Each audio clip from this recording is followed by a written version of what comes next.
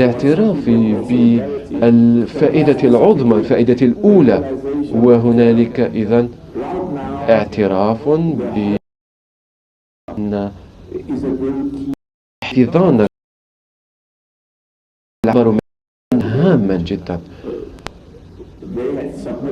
وهنالك من قدم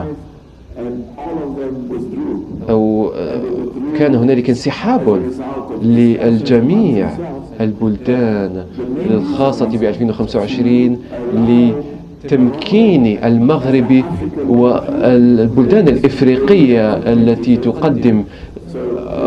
تقدم طلب استضافة كأس العالم 2030 أن تتمكن من التحضير.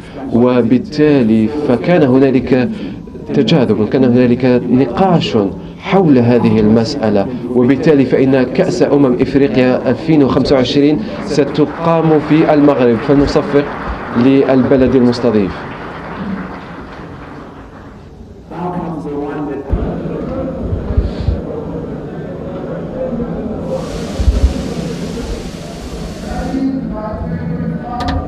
أدعو المغرب تفضلوا بالانضمام إلينا على المنصة لأخذ صورة جماعية لو سمحتوا.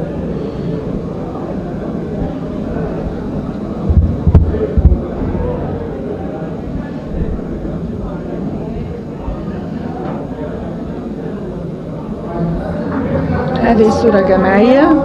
السادة المصورين،